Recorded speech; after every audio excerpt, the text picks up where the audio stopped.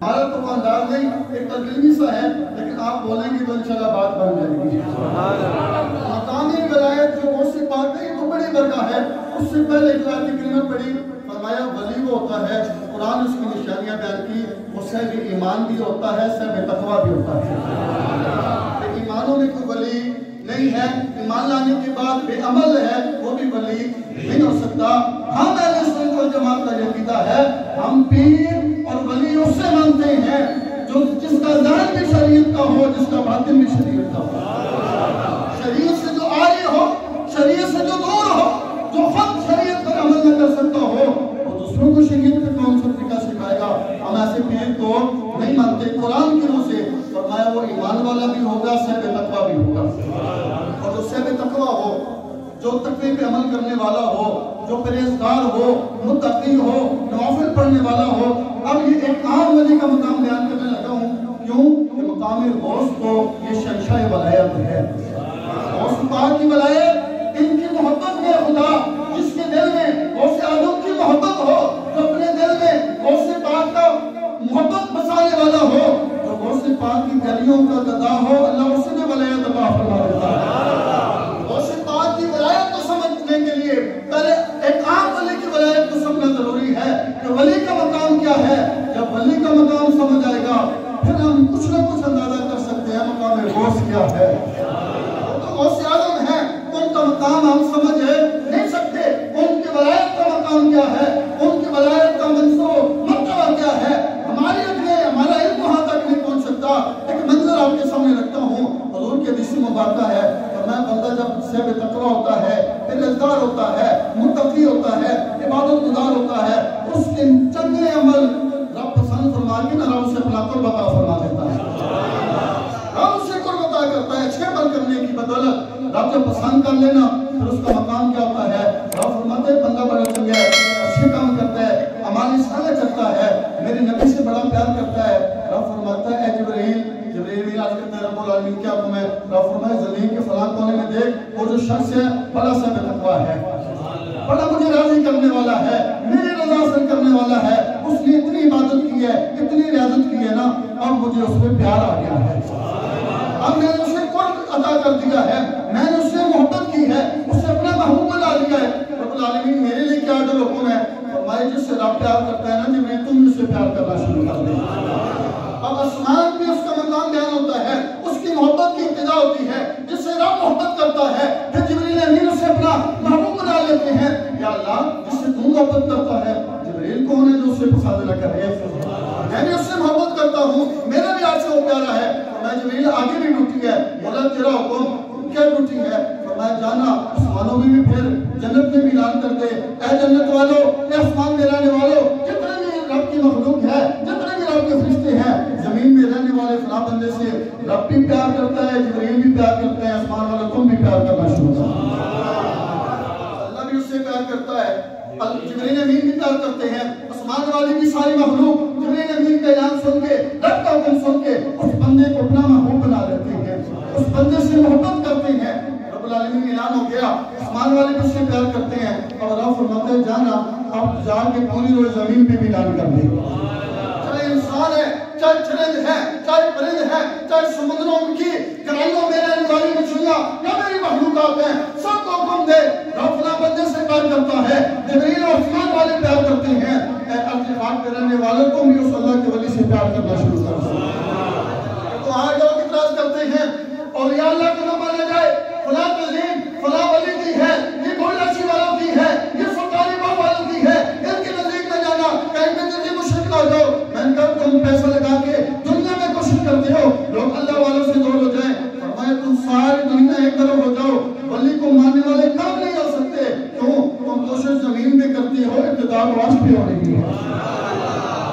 کوشش تم زمین پر کرتے ہو، ابتدا عرش پر ہو رہی ہے، آسمانوں پر ہو رہی ہے، جس کی ابتدا رب جس سے محبت کر رہا ہے، ابتدا جس کی رب سے کی محبت سے ہو رہی ہے، فرمایا تم اس کی محبت کو کام نہیں کر سکتے، یہ تو اس ولی کا مقام ہے۔ اب میں جملہ دینے لگا ہوں، تیار ہے سننے کے لیے؟ یہ اس ولی کا مقام ہے جو میرا میرا کہتے ولی بنا، یہ اس ولی کا مقام ہے جو گوشت کے ٹکڑے کھاتے کھاتے ولی بنا،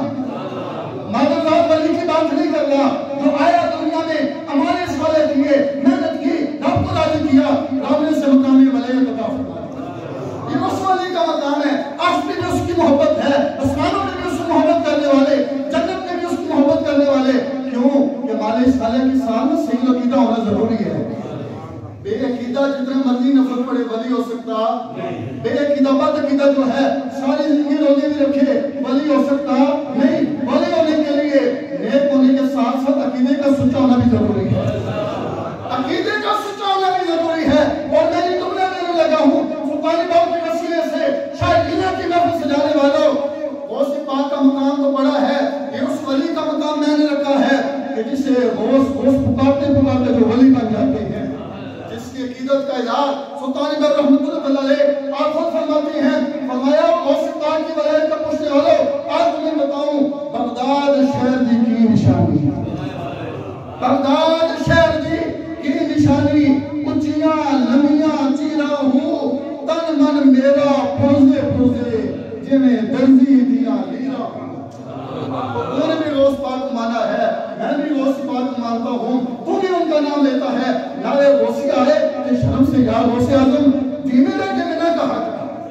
کہیں کوئی وہ تو نہیں دیکھ رہا کہ بہت لمبی داڑھی والا اور مصیبت پر ختم کرنے والا تو مجھے نہیں دیکھ رہا، کہ فلاں خاندان والا تو نہیں دیکھ رہا۔ اور غوث اعظم کا نام آئے تو گج بج کے غوث اعظم کہا۔ پیر نے جنہیں ہم اپنا رہنما مانتے ہیں انہوں نے کس قدر اظہار کیا، فرمایا غوث پاک کی برگاہ تو بڑی برگاہ ہے، ذات تو بڑی برگاہ ہے، غوث پاک کے شہر کا مقام یہ ہے کہ بغداد شہر کی نشانی، اچیاں لمیاں چیرا ہوں تن من میرا پرزے پرزے جنہیں درزی دیاں لیرا ہوں انہاں لیراں دی کل کفری پاکے۔ آئے قربان جاؤ سلطان باؤ کی محبت پر، آپ کی نسبت غوثیہ پر، فرمایا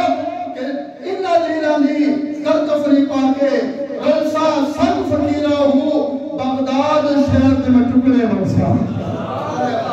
بغداد شہر دے ٹکڑے منسا یا حضرت باہو کہ کرسا میرا میرا۔ یہ مقام ہے جنہوں نے میرا میرا کی۔ غوث تو وہ ہے جو دنیا میں ابھی آئے نہیں، ابھی نماز کی ادا کی نہیں، روزہ رکھا نہیں، ابھی آپ دنیا میں تشریف نہیں لائے، آپ کی ولادت باسعادت کے ایام ہیں، ماں باپ کے بدن رحم میں موجود ہیں، جلوہ افروز ہیں، والد کو خواب میں زیارت سے مشرف حضور فرما دیتے ہیں، اور اللہ کے نبی آ رہے ہیں، حضور آ کے بشارت دیتی ہیں، اے ابو صالح تمہیں مبارک ہو، ان قریب اللہ تمہیں وہ نور نظر عطا فرمانے والا ہے، اللہ تمہیں وہ لفظ ذکر عطا فرمانے والا ہے، جس سے رب بھی پیار کرتا ہے وہ میرا بھی محبوب ہے، اور رب کے محبوب کا بھی محبوب ہے۔ حضور آ کے بشارت دیتے ہیں، فرمایا لوگوں دیکھو مقام ولایت غوث اعظم کا کیا ہے، فرمایا حضور آئیں تو نبی آتے ہیں، بشارت دینے کے لیے نبی آتے ہیں، حضور کی ولادت ہو انبیاء آتے ہیں، اور مقام غوث بھی ہے جب غوث اعظم کی ولادت ہوتی ہے، بشارت دینے کے لیے امام الانبیاء آتے ہیں، بشارت دینے کے لیے امام الانبیاء جلوہ گر ہوتی ہیں، یہ مقام غوث ہے۔ حضور آ کے بشارت دیتے ہیں کہ آنے والا کوئی عام نہیں، میں آپ کا مقام بیان کریں گے، غوث کا مقام تو میرے نبی نے بیان کیا ہے، اس کا مقام ایسے ہوگا جیسے انبیاء میں اللہ نے مجھے مقام عطا کیا ہے، اور اولیاء میں غوث اعظم کو بھی اس عبد القادر کو ایسا مقام عطا کیا، جیسے انبیاء میں امام الانبیاء کا مقام ہے، اولیاء میں فرمایا اس طرح شیخ عبد القادر جیلانی رضی اللہ عنہ کو اللہ تعالیٰ مقام عطا فرمائے گا۔ اختصار کرتا ہوں ورنہ علم ہے، لیکن وقت کا مجھے احساس ہے، آخری بات کی طرف آ کے بات کو ختم کرتا ہوں، حدیث قدسی کا سہارا لیتا ہوں۔ فرمایا جب بندہ نفل پڑھتے پڑھتے پڑھتے رب کا قرب حاصل کرتا ہے نا، فرمایا آنکھیں اس کی ہوتی ہیں نور رب کا ہو جاتا ہے، ہاتھ اس کے ہوتی ہیں لیکن پھر طاقت و پاور رب کی ہو جاتی ہے، کان اس کے ہوتے ہیں لیکن پھر سماعت کی طاقت و قدرت و شان رب کی ہو جاتی ہے، اور جب میرے غوث پاک اس مقام پہ فائل ہوتے ہیں، آپ فرماتے ہیں خدا کی قسم اے میرے غصہ کھانے والے خود نصیبو، آپ نے فرمایا رب نے مجھے وہ نور عطا فرما دیا ہے، فرمایا میں کائنات کے عالم کو ایسے دیتا ہوں جیسے رائی کا دانہ موجود ہو، جو رائی کی دان کائنات کس طرح دیکھیں تو کائنات میں تو ہم بھی آ کرتے ہیں، چاہے جینا کی محفل تو ہم بھی سجائے بیٹھے ہیں، آپ کے فرمان کا سہارا لے کر اور نماز اجازت لے کر میں یہ کہہ سکتا ہوں اوہ سجنوں، آج وسیلہ سلطان بہو کے آج ہم بھی غوث کی نظر میں آئے بیٹھے ہیں، ہم بھی نظر آئے بیٹھے ہیں، اور جن پہ غوث پاک کی نظر پڑ جائے وہ محروم نہیں، وہ خوش نصیب بن جاتے ہیں،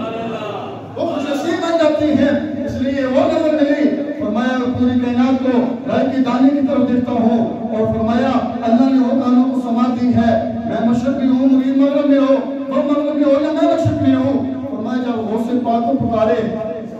اور مجھے یاد کرے اس کی مشکل کو دور بھی کر سکتا ہوں، اگر سبق نگاہ ہو رہا ہو میں اس پر پردہ بھی ڈال سکتا ہوں۔ یہ مقام اور یہ منصب اللہ رب العالمین کئی مردے زندہ کیے۔ اب لوگ پریشان ہو گئے، اہل علم سے یہ مسئلہ حل ہے، بات چلتے چلتے تیرے میرے پیر غوث اعظم تک غوث پاک تک بات پہنچ گئی۔ آپ نے کہا چلو اٹھ چلتے ہیں، جب چلے نا صحیح سے کہا وہ صحیح بتا کیا رولا ڈالا ہوا ہے، مخلوق کو کیوں گمراہ کر رہا ہے؟ اس نے کہا کہ میں تو اپنی بات پہ قائم ہوں کہ میرے نبی نے مردے زندہ کیے ہیں، آپ کے نبی نے مردے زندہ نہیں کیے، اور میں نبی کی تو بڑی شان ہے، میں نبی کا غلام ہوں۔ میں یہ کام کر دوں، اس نے کہا بڑی بات ہے، آپ نے کہا کام میں کروں گا، قبرستان بھی تو جائے گا، قبر بھی تو دکھائے گا، پھر دے غوث پاک کا امتی کیا نام، حضور کا امتی کیا نام۔ آپ لے گئے، اس نے پرانی قبر کا ہاتھ رکھا، کیونکہ یہ بد عقیدہ جو ہونا بھی ڈرتے بہت ہے،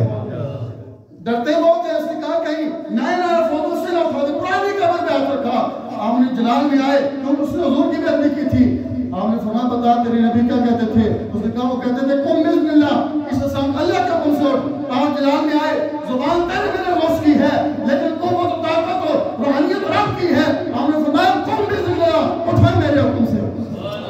کیونکہ وہ زبان غوث کی تھی لیکن بول رب رہا تھا۔ اس لیے میں اپنی بات کو ختم کرتا ہوں کہ سن فریاد پیران دیا پیران، یہ محفل سجانے والوں کے لیے ہے، آنے والوں کے لیے بھی ہے، بیان کرنے والوں کے لیے درخواست ہے کہ سن فریاد پیران دیا پیرا، میری عرض سنی کم در کی ہوں، بیڑا اڑیا میرا کچھ کپڑا دے جتھے مچھ نہ بندے، ڈر کی ہوں شاہ جیلانی محبوب سبحانی، شاہ جیلانی محبوب سبحانی، میری خبر لیو جٹ کر کی ہوں پیر جنان دے میرا باہو۔ ایک بار جملہ پڑھتے بعد بیان سب ختم ہو گیا، سارے آواز سب جو ہے سب کے بعد علماء کی بھی آپ کی بھی، پیر جنان دے میرا باہو، پیر جنان دے میرا باہو، پیر جنان دے میرا باہو، پیر جنان دے میرا باہو، پیر جنان دے میرا باہو، کوئی کدی لگ دے تر کیوں ہو